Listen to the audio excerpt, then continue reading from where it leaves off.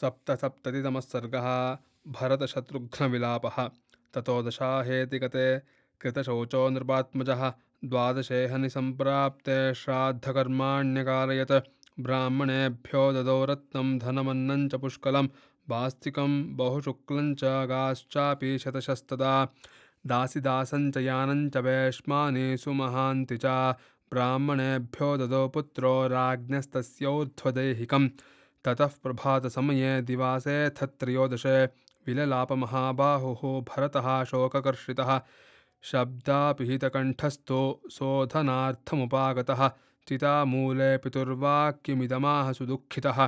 तात यस्मिन्निसृष्टोऽहं त्वया भ्रातरिराघवे तस्मिन्मनं प्रव्रजिते शून्ये त्यक्तोऽस्म्यहं त्वया।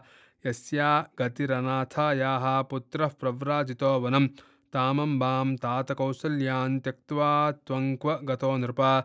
दृष्ट्वा भस्मारुणं तच्च दग्धास्थितस्थनमण्डलं पितुः शरीरनिर्वाणं विष्टनन् विषसादसः।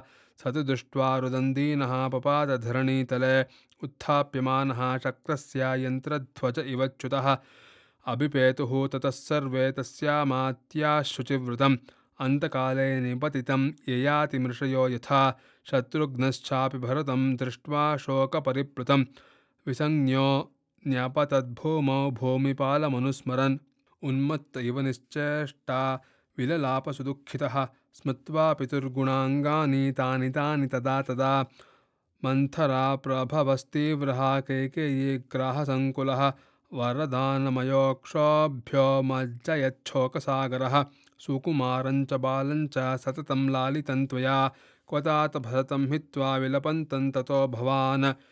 ननु भोज्येषु पानेषु वस्त्रेष्वाभरणेषु च प्रवारयसि नः सर्वांस्तन्नः कोऽन्यः करिष्यति। अवधारणकाले तु पृथिवी नावदीर्यते या विहीना त्वया राज्ञा धर्मज्ञेन महात्मना। पितरि स्वर्गमापन्ने रामे चारण्यमाश्रिते किं मे जीवितसामर्थ्यं प्रवेक्ष्यामि हुताशनं।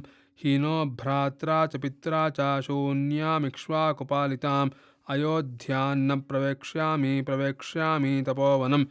तयोर्विलपितं श्रुत्वा व्यसनं चान्ववेक्ष्य तत् भृशमार्ततरा भूयः सर्व एवानुगामिनः। ततो विषण्णो शोचन्तौ शत्रुघ्नभरतावुभौ धरण्यां संव्यचेष्टेतां भग्नशृङ्गाविवर्षभौ। ततः प्रकृतिमान्वेद्यः पितुरेषां पुरोहितः वसिष्ठो भरतमाख्यमुत्थाप्य तमुवाचः। त्रयोदशोऽयं दिवसः पितुर्वृत्तस्य ते विभो सावशेषास्थिनि च ये किमिहं त्वं विलम्बसे।